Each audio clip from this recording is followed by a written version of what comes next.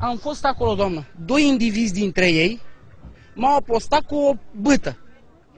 Mi-a dat cu bâta în antebraț. Eu m-am chinuit foarte mult timp să fac antebrațul ăsta, ei mi-a dat de m-a julit. Și acum, după ce mi-a dat ei cu bâta, în mână, eu am pus mâna, am luat și o bâtă și i-am dat lui unul în față și lui altul i-am dat perversă, ca pe Târgu Ocna aici. De am deschis asta. Și acum tot ei cheamă poliția. Ce înseamnă asta? Ori suntem golani, ori nu mai suntem. Dar voi de ce v-ați dus acolo? Să vă certați? Pentru că eu veneam de la tenis, cam parte în capul străzii, jucam tenis și veneam acasă. Și când a venit tata, era pe jos, îl bătea și mama la fel. Dumneavoastră, cum ce ați făcut? Ei mi-au spus ceva despre un copil, că voi vreți să luați copilul acela. Da, ascultați, sora mea are un copil cu băiatul ăla. S-a îndrăgostit amândoi și a făcut un copil.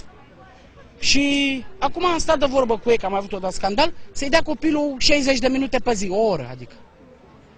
3600 de secunde. Și după... Nu vor să îl dea? Da, și după aia când a fost, ăștia s-au dus cu mama, sora mea cu mama, dați-ne și nouă copilul, ca să-l ținem și noi o oră. Și ei i-a luat direct la bătaie.